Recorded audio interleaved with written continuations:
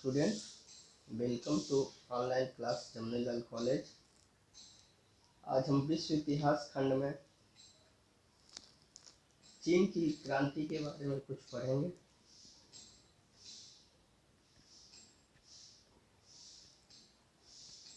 चीन की क्रांति के संबंध में क्वेश्चन इस प्रकार किया जाता है: 1949 की चीनी क्रांति का इतिहास में क्या योगदान है, या 1949 की चीनी क्रांति ने इतिहास को किस प्रकार प्रभावित किया, या 1949 की चीनी क्रांति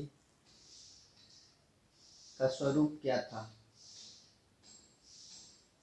तो 1949 की चीनी क्रांति के पूर्व की घटनाओं, उनकी परिस्थितियों के बारे में थोड़ा विस्तार से बताता हूँ। जहाँ चीन की राष्ट्रीय एकता का सवाल है तो इसका इतिहास बहुत लंबा है। 17वीं शताब्दी के मध्य से यहाँ मांचू वंश का शासन था। 1840 के दशक से चीन में संकट के बादल छाने लगे थे, जब उसे विदेशी हस्तक्षेप, गृह युद्ध और विखंडन से गुजरना पड़ा, और जिसकी अंत में परिणति 1949 की साम्यवादी क्रांति से हुई। 1911 ईस्वी में चीन के अंतिम राजा को हटाकर वहां गणतंत्र स्थापित कर दिया गया था। 1916 से 1928 तक के काल को वारलॉर्ड युग कहा जाता है, जब अराजकता छाई हुई थी और एक से अधिक सेनापतियों ने प्रांतों में अपनी सत्ता स्थापित कर रखी थी। एक राष्ट्रवादी पार्टी कुओमिंटांग, जिसे केएमटी भी कहा जाता है, चीन पर शासन स्थापित करने का उस समय प्रयास कर रही थी, और वारलॉर्ड जो वहाँ के क्षत्रिय शासक थे उन पर नियंत्रण भी स्थापित करना चाह रही थी। कुओमिंटांग के नेता थे उस समय डॉक्टर सुन यात सेन, जिनकी 1950 में मृत्यु के बाद कुओमिंटांग को नेतृत्व प्रदान किया जनरल चियांग काई शेक ने। 1921 में ही चीनी साम्यवादी दल की स्थापना हुई और इन्होंने वारलॉर्ड के विरुद्ध कुओमिंटांग पार्टी को सहयोग भी प्रदान किया। इस प्रकार धीरे धीरे कुओमिंटांग ने चीन पर अपना नियंत्रण स्थापित कर लिया, और जब बाद में उसे लगा कि बिना कम्युनिस्ट पार्टी के सहयोग के ही वह पूरी तरह से चीन में शक्तिशाली हो गया है, तो उसने साम्यवादियों को नष्ट करना प्रारंभ कर दिया। साम्यवादियों का नेतृत्व उस समय माओ त्से तुंग कर रहे थे, जिन्होंने इसके विरुद्ध कड़ी प्रतिक्रिया की और कुओमिंटांग पार्टी से बचने के लिए 1934-35 में 6000 किलोमीटर का एक लंबा लॉन्ग मार्च किया और उत्तरी चीन में एक नया शक्ति का केंद्र स्थापित किया। कुओमिंटांग पार्टी और चीनी कम्युनिस्ट पार्टी के बीच आपसी वर्चस्व के कारण चीन में गृह युद्ध आरंभ हो गया, जिसे 1937 में जापान के आक्रमण ने और भी जटिल परिस्थिति बना दिया। जब द्वितीय विश्व युद्ध में जापानी हार कर चीन से बाहर निकले, उसके बाद कुओमिंटांग और कम्युनिस्ट पार्टी ने पुनः युद्ध आरंभ किया, जिसमें चियांग काई शेक को अमेरिका से मदद मिलनी प्रारंभ हुई। लेकिन 1949 में माओ और साम्यवादियों ने अंतिम रूप से विजय प्राप्त की और चियांग और उसके समर्थकों को भागकर ताइवान में शरण लेना पड़ा। माओ ने शीघ्रता से ही पूरे चीन पर नियंत्रण स्थापित कर लिया और अपनी मृत्यु 1976 से पूर्व चीन के स्थापित नेता बन गए। अब आते हैं 1949 की क्रांति से पूर्व वारलॉर्ड युग पे। 19वीं शताब्दी के आरंभ में चीन शेष विश्व से अलग थलग अपनी ही दुनिया में शांति के साथ रह रहा था, जिस पर 1640 के बाद से मांचू राजवंश का शासन था। 19वीं शताब्दी के मध्य से चीन को कई संकटों का सामना करना पड़ा। यूरोपियनों ने यहाँ व्यापारिक संभावनाओं के कारण बलपूर्वक कई सुविधाएं चीन से प्राप्त की। सर्वप्रथम ब्रिटिश ने चीन से अफीम युद्ध 1839 से 42 में किया और उन्होंने चीन को बलपूर्वक एकाधिकार रूप से व्यापार करने के लिए राजी कर लिया। साथ ही उनसे हांगकांग भी प्राप्त कर लिया तथा कुछ निश्चित बंदरगाहों पर व्यापार करने की अनुमति भी ले ली। अन्य पश्चिमी देशों ने भी ब्रिटिश की नकल पर चीनियों से 80 बंदरगाह और अन्य शहरों में व्यापार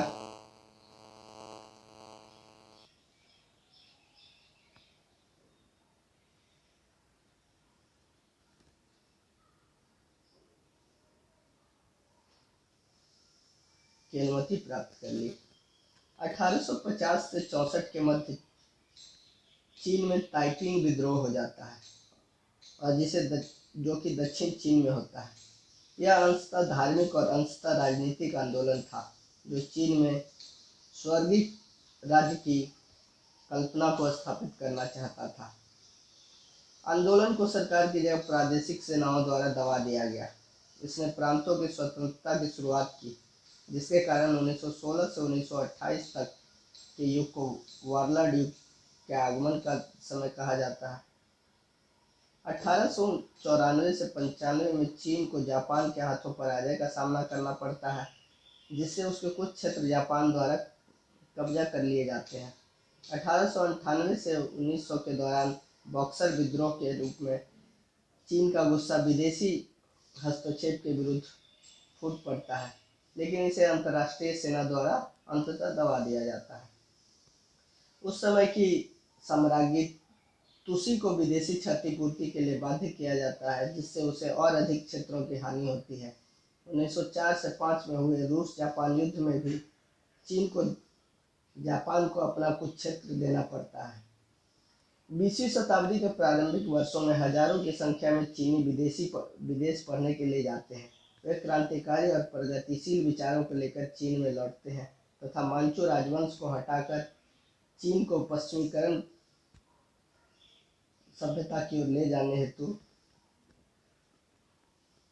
अपना प्रयास करते हैं। कुछ क्रांतिकारी तथा डॉक्टर सुन यात सेन जैसे लोग अमेरिकी मॉडल पर चीन में प्रजातांत्रिक राज्य स्थापित करने की शुरुआत करते हैं। 1911 में चीन की सरकार नए विचारों और क्रांतिकारियों को उचित जवाब दे रही थी कि लोकतांत्रिक सुधार किए जाएंगे और प्रांतीय सभाओं का गठन किया जाएगा। हालांकि इसने प्रांतों को केंद्र से अलग होने के लिए उत्साहित किया, जो अलोकप्रिय होती जा रही थी। क्रांति की शुरुआत वुचांग में सैनिकों में अक्टूबर 1911 में हुई और अधिकांश प्रांतों ने शीघ्रता से अपनी स्वतंत्रता घोषित कर दी। उस समय के जो राजा थे वह अल्पायु थे, शिशु थे, जो पुई के नाम से प्रसिद्ध हैं।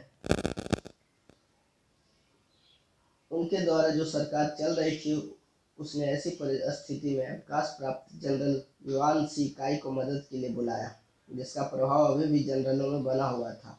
हालांकि यह प्रस्ताव राजतंत्र के लिए घातक सिद्ध हुआ।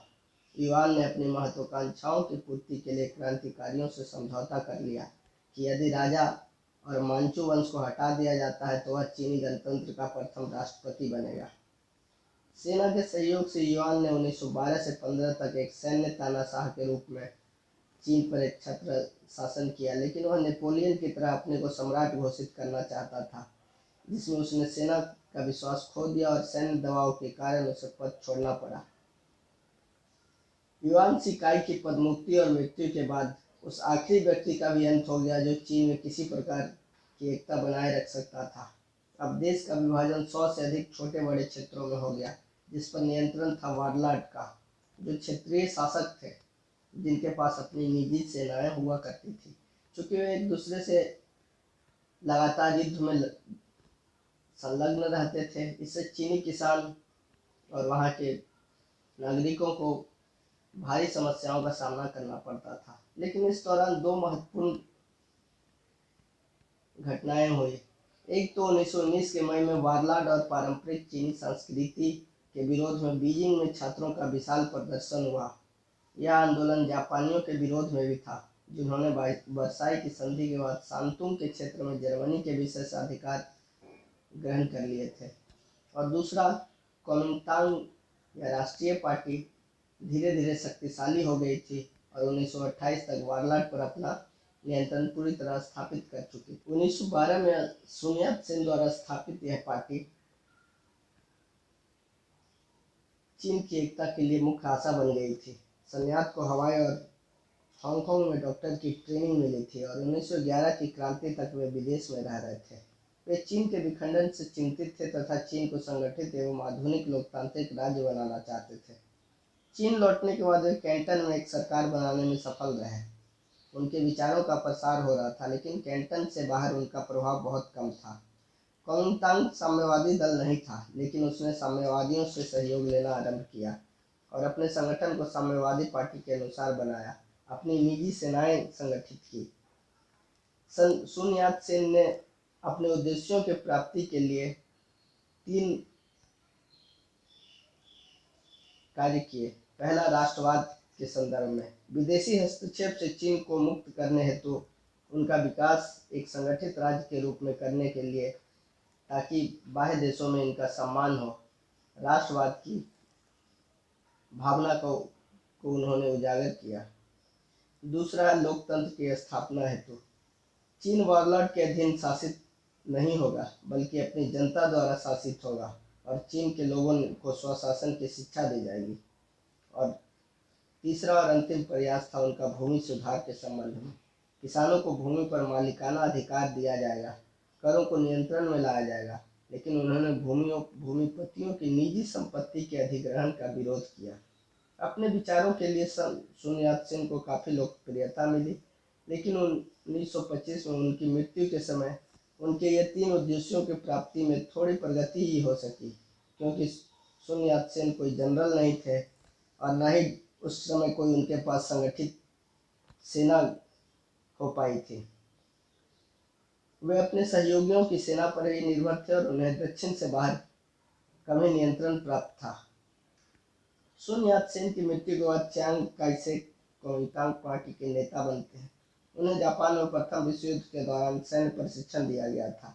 इस समय रूस कुओमिंटांग पार्टी को सहायता प्रदान कर रहा था, इस आशा में कि राष्ट्रवादी चीन रूस का मित्र बनेगा। 1923 में चियांग काई शेक मॉस्को गए ताकि कम्युनिस्ट पार्टी और लाल सेना के संगठन के बारे में जान सके। रूस के सहयोग के बावजूद चियांग काई शेक साम्यवादी नहीं बन पाए। वास्तव में वे सुन यात सेन से ही अधिक प्रभावित थे और इस क्रम में वे अधिक दक्षिणपंथी भी थे और धीरे धीरे वे साम्यवाद से अलग होते गए, साम्यवाद की विचारधारा से अलग होते गए और उसके विरोधी भी हो गए। उन्होंने पूंजीपतियों और भूमिपतियों को समर्थन प्रदान किया। सर्वोच्च नेता बनने के बाद उन्होंने उच्च पदों पर से साम्यवादियों को हटा दिया। यद्यपि कुछ समय के लिए दोनों का सहयोग आपस में बना रहा। 1926 में उन्होंने केंद्रीय और उत्तरी चीन के वारलाट को नष्ट करने के लिए उत्तरी अभियान भेजा। कैंटन से आरंभ करके कुओमिंटांग पार्टी और साम्यवादियों ने हांगकांग, शंघाई, नानकिंग पर 1927 में कब्जा कर लिया और 1928 में बीजिंग पर भी। और यह इसलिए हो सका क्योंकि किसान साम्यवादियों के जमीन वितरण के उद्देश्यों के कारण अपना पूरा सहयोग दे रहे थे। शंघाई पर नियंत्रण के कारण मजदूर भी झाओ एनलाई के नेतृत्व में संगठन हो गए, जो कि KMT के साथ एक साम्यवादी नेता भी थे। 1927 के दौरान चियांग ने देखा कि साम्यवादी अधिक शक्तिशाली हो रहे हैं और जहां साम्यवादी वर्चस्व स्थापित हो जाता था वहां भूमिपतियों पर आक्रमण किया जाता था और उनकी जमीनें अधिग्रहित कर ली जाती थी। यही समय था जब उन्होंने साम्यवादियों को नष्ट करना प्रारंभ किया। शुद्धिकरण के नाम पर कुओमिंटांग ने सभी साम्यवादियों को निकाल बाहर किया। लाखों साम्यवादियों, जिसमें किसान और मजदूर नेता शामिल थे, उन्हें मार दिया गया। अब तक कम्युनिस्ट पार्टी को रोका जा चुका था, वारलाट को नियंत्रण में लाया जा चुका था और चियांग चीन के सैनिक और राजनीतिक नेता बन चुके थे। लेकिन कुओमिंटांग की सरकार अधिकांश चीनियों के लिए निराशाजनक साबित हुई। चियांग सुन के प्रथम सिद्धांत को प्राप्त करने का दावा कर सकते हैं, लेकिन उन्होंने धनी भूमिपतियों के समर्थन पर भरोसा किया, इसलिए कोई कार्य लोकतंत्र तथा भूमि सुधार के लिए नहीं किया गया। यद्यपि कुछ विकास के कार्य किए गए जिसमें सार्वजनिक परिवहन और लोक निर्माण शामिल थे।